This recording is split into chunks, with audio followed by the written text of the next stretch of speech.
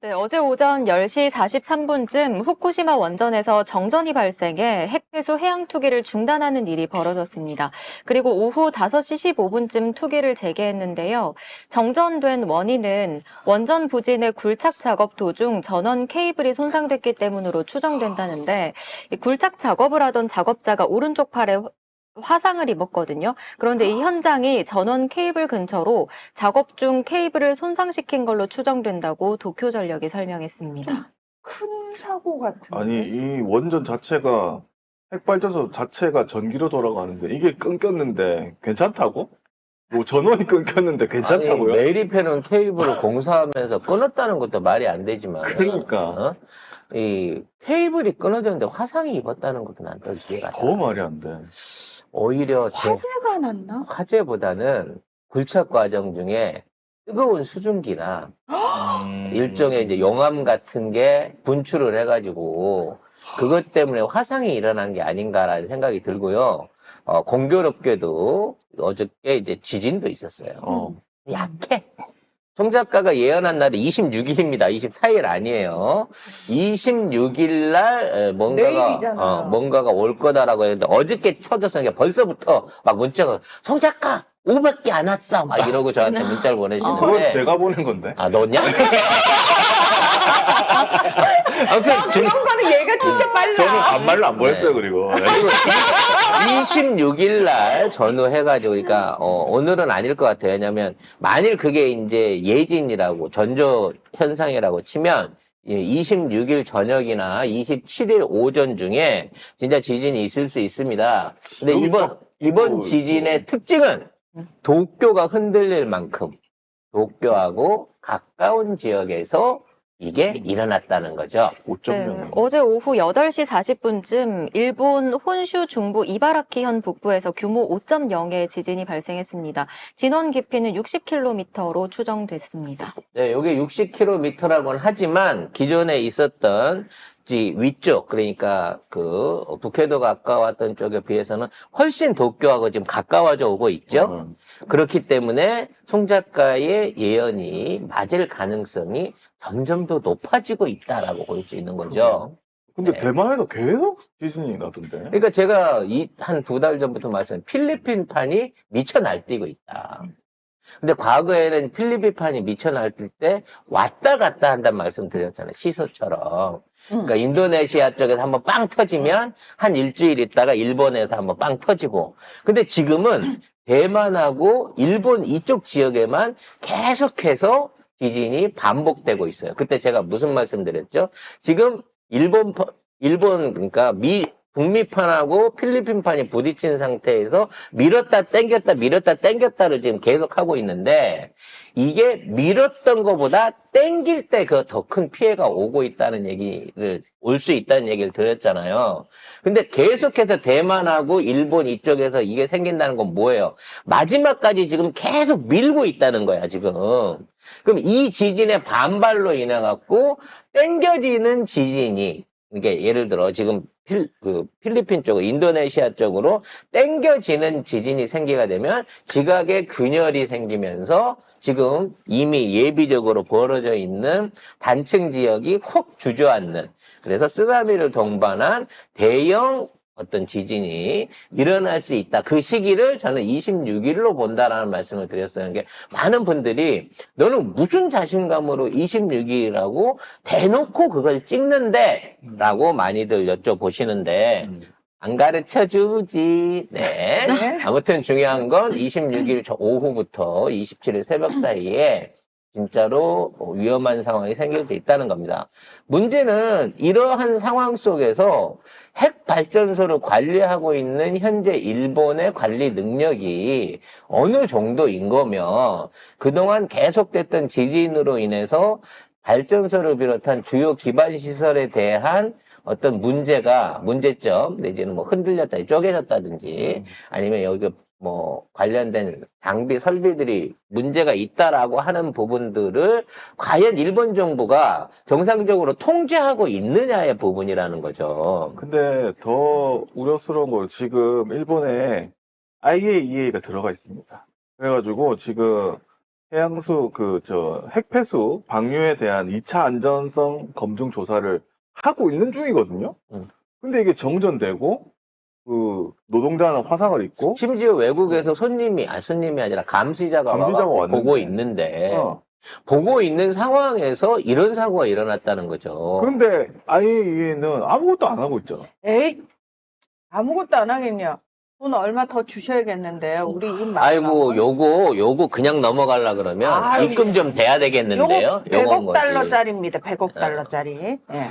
그래서 굴착 과정 중에 정전이 일어났다. 근데 인부가 화상을 입었다라고 하는 거는 매우 예를 들어 감전사고를 입었다든지 이런 거면 모르겠는데 굴착 작업 중에 화상은 의외로 지금 지진 진앙과 연결이 있는 과정이거나 아니면 그 내부적으로 오염수가, 그러니까 지금 있는 오염수는 그 표면으로 흐르는 것만 돼 있는데, 지금 그 발전소 그 핵 연료봉 지금 녹아내린 데는 절절 끓고 있는 거야. 1000도가 넘는 상태에서 절절. 원자로 녹은 거 그거. 거기에서 연결돼 있는 수맥 같은 것들이 지금 완전히 이제 부글부글 밑에서 끓고 있는 수맥을 건드렸거나 아무튼 상당히 심각한 수준의 문제일 수 있다는 거죠. 그러니까, 보세요. 굴착기가 뭡니까?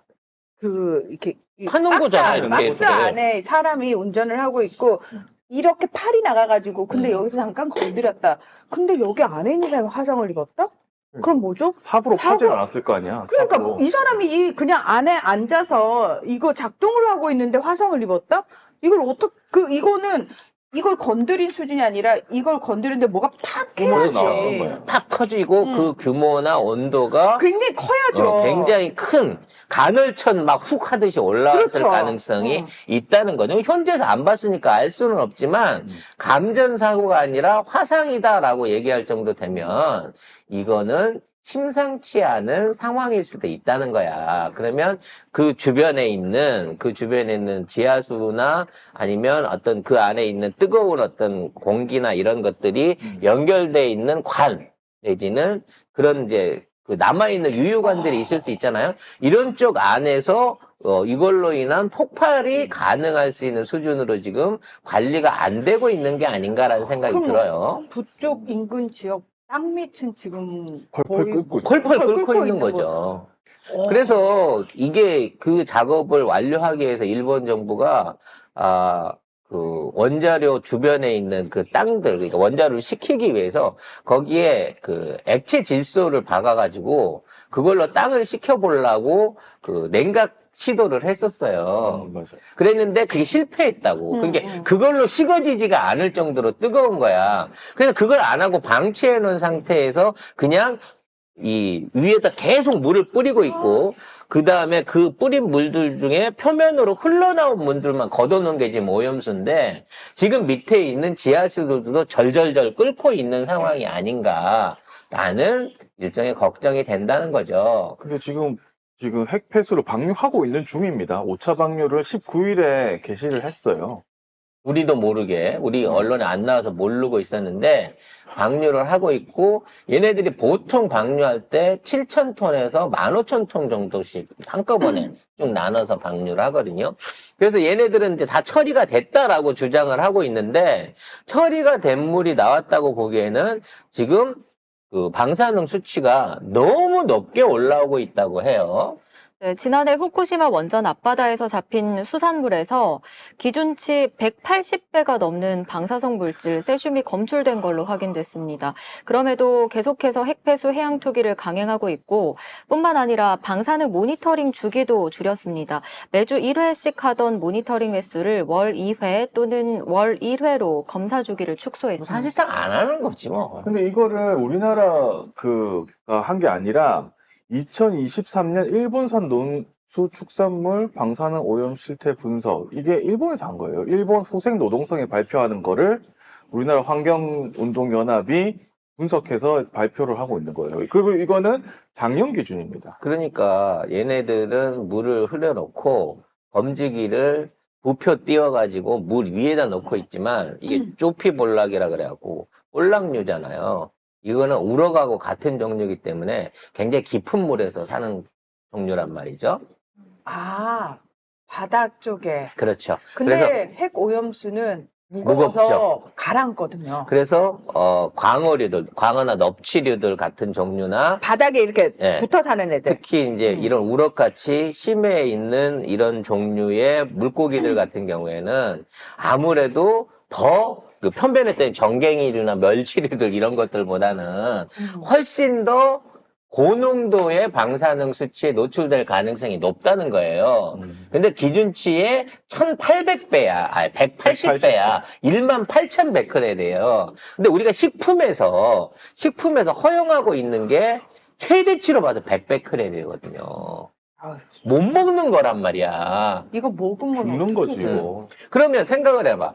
이렇게 18,000베크렐에 이 노출이 된 얘가 알 때부터 노출이 돼갖고 말하자면 세대로 누적돼서 온 게 아니에요. 그렇죠. 그냥 성체로 살아있다가 그 물 마시고 돌아댕기는 상황에서 이만큼 노출이 된 거야.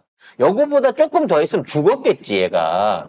그러니까 안 죽고 살아서 돌아댕기는 수준 안에서 이게 18,000이기 때문에 이거보다 높게 예를 들어 한 3만, 4만 이렇게 이 노출이 됐던 물고기들은 죽었을 거라는 거지. 그 네? 사람들이 이 방사능 지금 이게 뭐 180배 몇만 베크렐 이렇게 얘기를 해도 사람들이 별로 심각하게 안 받아들이는 이유가 그거래요.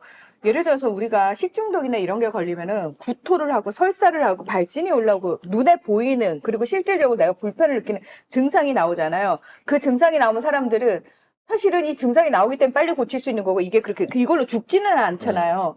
근데 이 방사능에 노출이 되면은 안으로 들어가서 피폭이 된 상황은 우리 눈에 보이지 않고 우리가 느낄 수 있는 뭔가가 바로 나타나지 않아서 사람들이 오히려 반대급부적으로 이게 더 심각한 건데 심각성을 전혀 인지를 못한대요. 그러니까 18,000베크렐에 노출된다고 사람이 바로 죽진 않아요. 만약에 구토를 하거나 만약에 어지러워서 쓰러지거나 그러면 사람들이 심각성을 느끼겠지. 근데 그게 아니라 이게 픽폭이 된 상태에서 안에서 이제 내부적으로 문제를 일으켜서 밖으로 나오는데 시간이 걸린다는 서서히 거예요. 죽습니다. 그렇죠.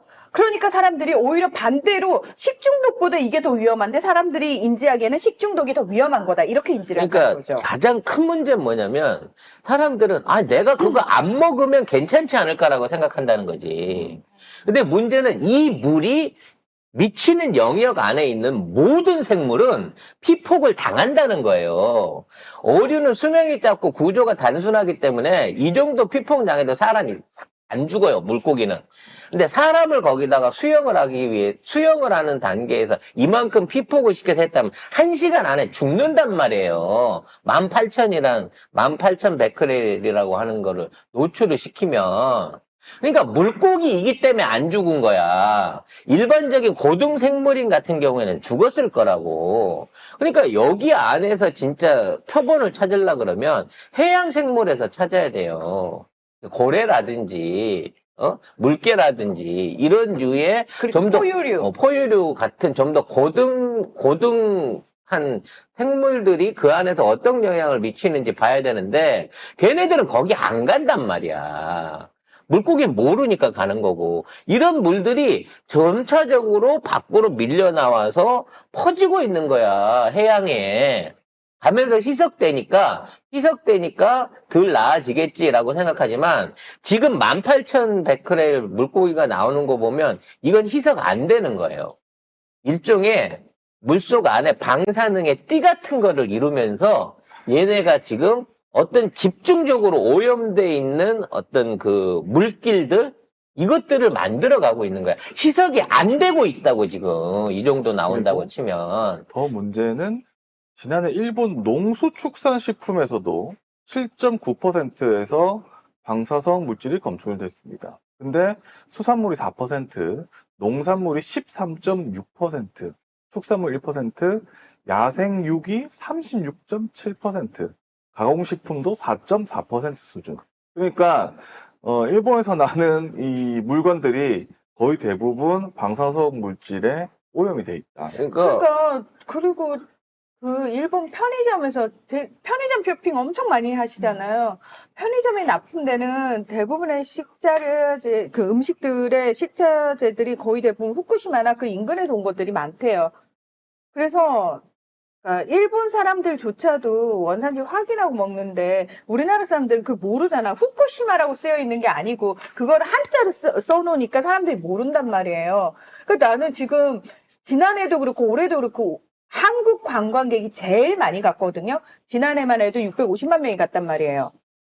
그러니까 650만 명의 한국 사람들이 일본을 갔다 온 거예요. 그리고 그런 사람들이 편의점에서 뭘 사 먹거나 그 사람들이 공공식당에서 먹는 쌀이나 음식들이 말하자면 후쿠시마 산인 경우들이 많다는 거 아니야. 많다는 거죠. 왜? 싸니까. 그리고 일부러 그런 것들을 따로 구분해서 공급한다는 말도 있더라고. 후쿠시마산 쌀, 아닌 지역 쌀. 그래서 손님한테 후쿠시마 쌀로 밥 주고 지네들은 아이고야. 다른 데 쌀 먹고. 몇 번을 말씀드립니다만 이게 희석이 되고 있으면요. 18,100크렐 안 돼요. 무슨 얘기인지 아시겠어요? 이 물고기가 희석이 돼갖고 지네 말대로 50베크렐, 20베크렐 미만으로 있는 상황인데 얘가 물을 많이 마시고 아가미질을 많이 해갖고 모으고 해갖고 18,000으로 농축되는 게 아니야. 물고기는 그 환경에 있는 데서 살기 때문에 50베크렐 안에서 사는 물고기였다 그러면 50베크렐 이상이 나오면 안 되지. 물고기가 이걸 몸에서 농축할 이유가 없으니까. 그 SM 리님께서 일본 지금 도쿄에 사신다고 편의점 도시락 등 전혀 안 먹은 지 오래됐네요 하셨는데 아이고. 일본 내부적으로는 이미 이게 공공연한 사실이기 때문에 일본에 계신 분들은 안 드신다는 얘기 하고 있고요.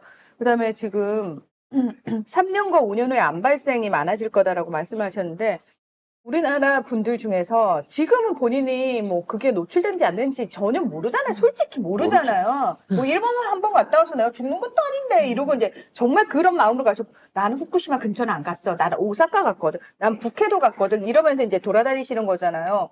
근데 문제는 뭐냐면은 진짜 시간이 지나가지고 갑자기 어느 순간 암 발병률이 높아지거나 백혈병 환자가 늘어나거나 했는데 그 이유는 알 수가 없잖아. 막말로. 알 수 없잖아. 이게 일본을 갔다 왔기 때문이다. 또는 일본 편의점 도시락을 먹었기 때문이다. 알 수는 없어요. 원인은 불명인데 중요한 건 우리나라 내에 환자가 급증을 하게 되면 어떤 문제가 발생하냐면 의료보험 재정에 엄청난 타격을 준다는 거예요.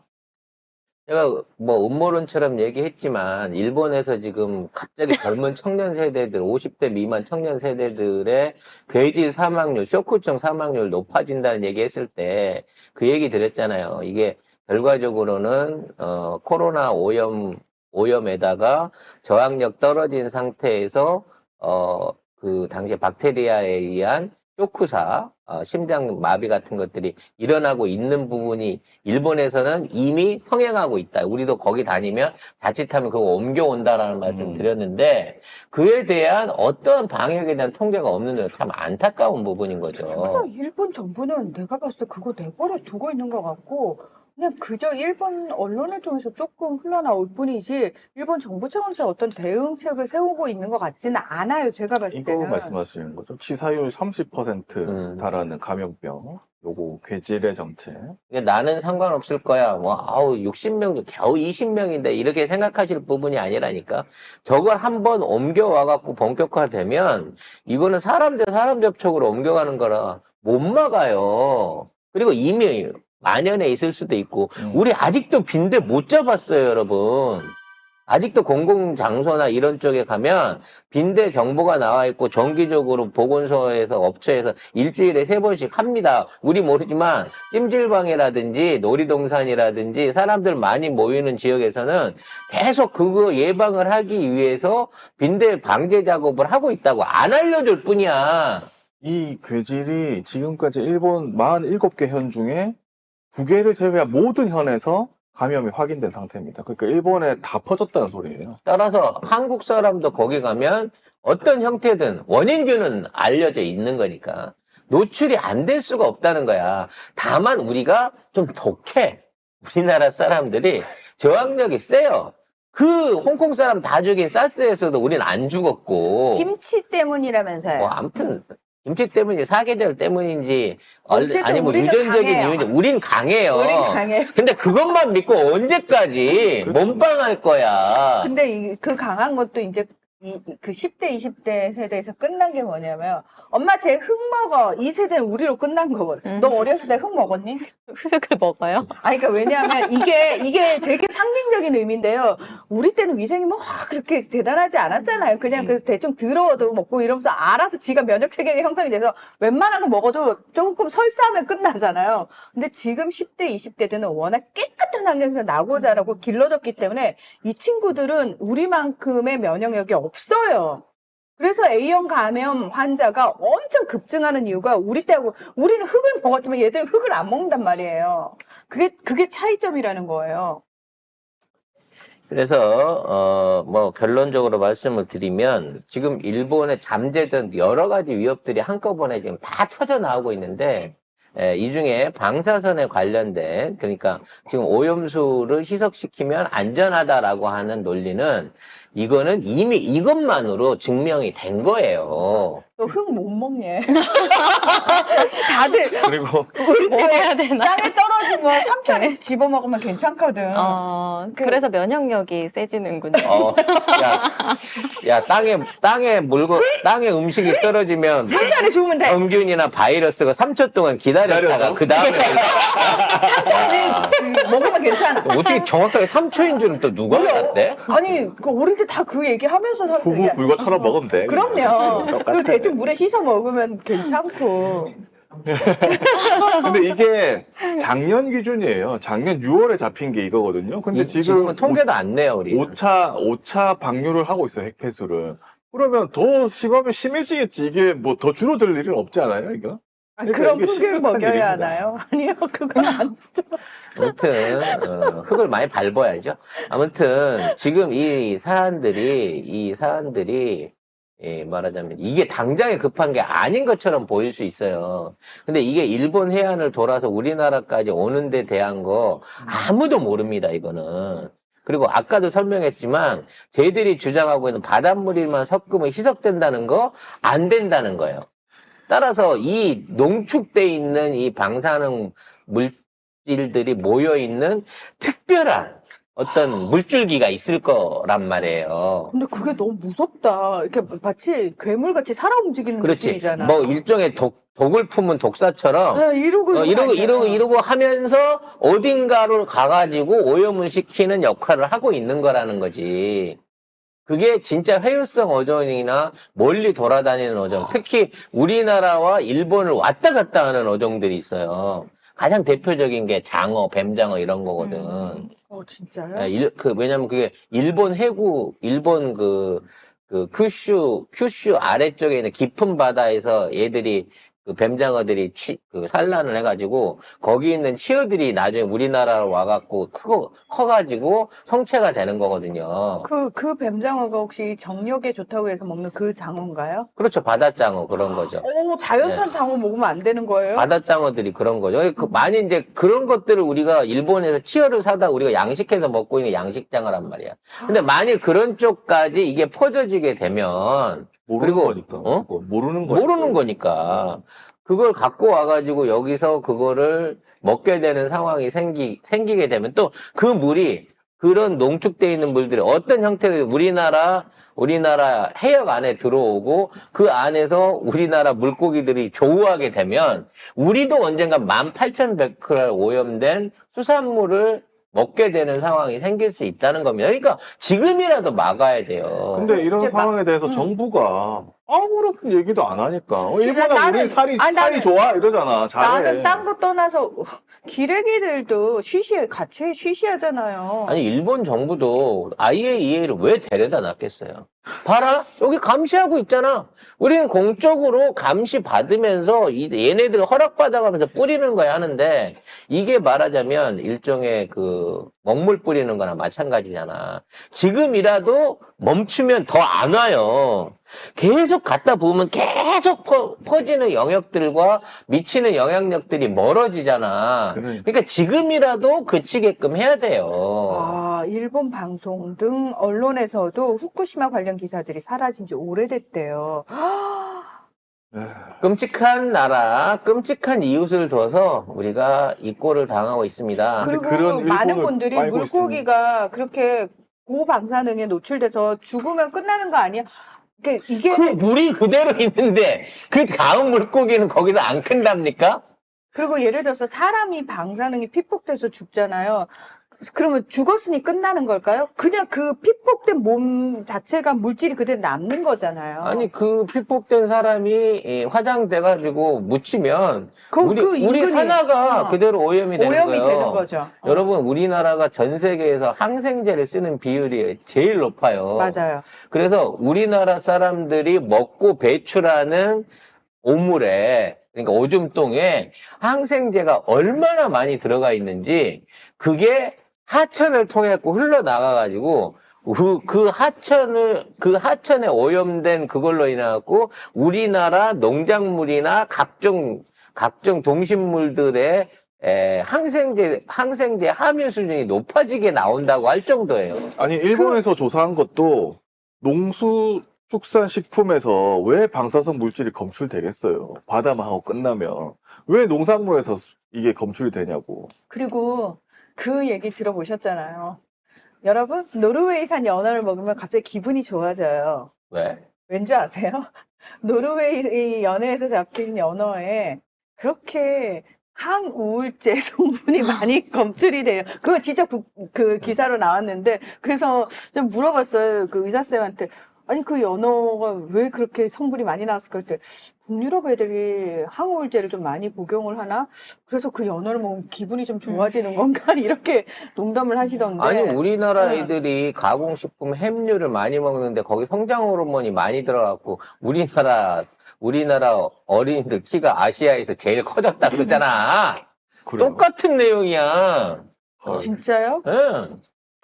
그래서 이런 것처럼 자연은 순환하는 거예요. 그렇죠. 한 번 내버려진 이 방사성 물질은 어떤 형태로든지 우리 몸으로 들어옵니다. 이미 그 해악을 우리가 완전히 안 당할 수는 없는데 지금이라도 덜 당하려면 저걸 막아야 된다는 거죠.